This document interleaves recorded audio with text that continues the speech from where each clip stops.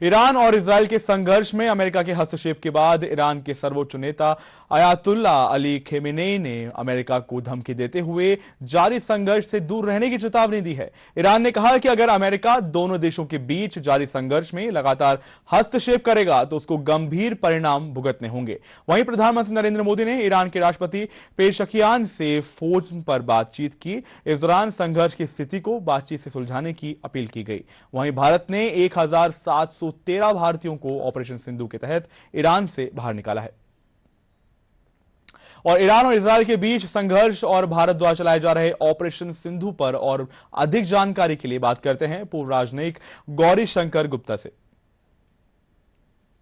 गौरी शंकर जी, जिस प्रकार से ऑपरेशन सिंधु के माध्यम से जिस लगातार जो भारतीय ईरान और इजरायल में फंसे हुए थे, ईरान और इजरायल में मौजूद थे, तो संघर्ष की स्थिति के मद्देनजर उनको सफलतापूर्वक वहां से निकालना और भारत उनका पहुंचना कितनी बड़ी जीत मानते हैं, कितनी बड़ी सफलता मानते हैं आप?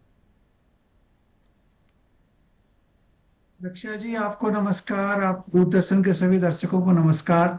ये एक बहुत बड़ा ऑपरेशन है। मेरे को याद है, मैं जब बहरीन में पोस्टेड था 89 में, तो भारतीय नागरिकों को निकालना बहुत मुश्किल का काम है।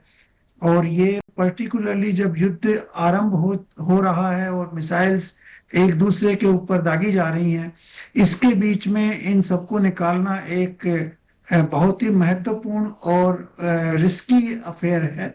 लेकिन फिर भी भारत सरकार ने पूरी कोशिश की है।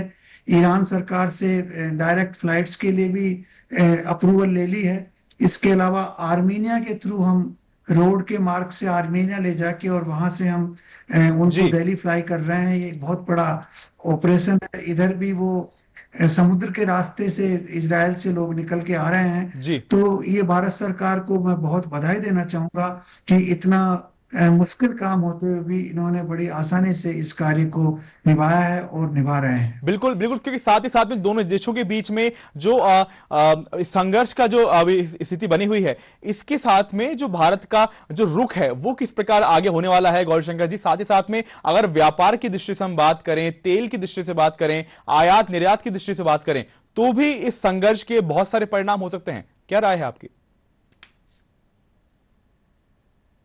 देखिए, हमारा जो संबंध है दोनों देशों के साथ बहुत अच्छा है। ईरान के साथ हमारे हिस्टोरिकल संबंध हैं और हमारे आर्थिक संबंध भी हैं। तेल का आयात भी होता है। चाबहार पोर्ट से भी हमारा काफी डेवलपमेंट है। हमारा एक्सपोर्ट भी होता है ईरान को। उधर इजराइल से भी हमारे को जो इनोवेशन है, आजकल हथियारों का जो नए नए टेक्निक्स आ रहे हैं, उनके साथ अच्छा हमारा समन्वय रहा है। तो इन दोनों को देखते हुए भारत सरकार की नीति यही रही है कि ये संघर्ष आगे नहीं बढ़े और डिप्लोमेसी के माध्यम से इसका किसी भी तरह से इसको कम किया जाए। और इसी चीज को ध्यान में रखते हुए प्रधानमंत्री जी ने वहाँ के जो राष्ट्रपति हैं ईरान के, उनसे इस बारे में बात की और उनको 3D का फॉर्मूला दिया कि आप डी एस्केलेट करिए और उसके बाद डायलॉग शुरू करिए जिससे कि ये संघर्ष खत्म हो। और उन्होंने यही सलाह नेतन्याहू को दी है कि इसको आगे बढ़ाने से संघर्ष जो है पूरे विश्व में भी बढ़ सकता है। वहाँ का क्षेत्रीय संघर्ष भी ज्यादा हो सकता है। और मेरा विचार है कि यही विचार जो है वो सऊदी अरेबिया और जो खाड़ी के देश हैं वो भी ईरान को दे रहे हैं। और शायद यही विचार आज रसिया ने भी उनको बताया होंगे कि इस संघर्ष को आगे बढ़ाने से कोई फायदा नहीं है। जी और मेरा ऐसा मानना है कि ये संघर्ष अब आगे बढ़ेगा नहीं, क्योंकि यूएस ने जो स्ट्राइक करनी थी, अपना जो उद्देश्य उनको प्राप्त करना था वो कर लिया है। और उन्होंने इसको डिक्लेयर भी कर दिया है कि संघर्ष आगे बढ़ना नहीं चाहिए। और ईरान को मेरे को लगता है कि उनका भी उद्देश्य सफल हो गया है। शायद उन्होंने जो न्यूक्लियर फिसाइल मटेरियल था उसको बचा लिया है। जी हो सकता है वो ट्रकों से कहीं और जगह उन्होंने उसको संग्रह कर दिया हो।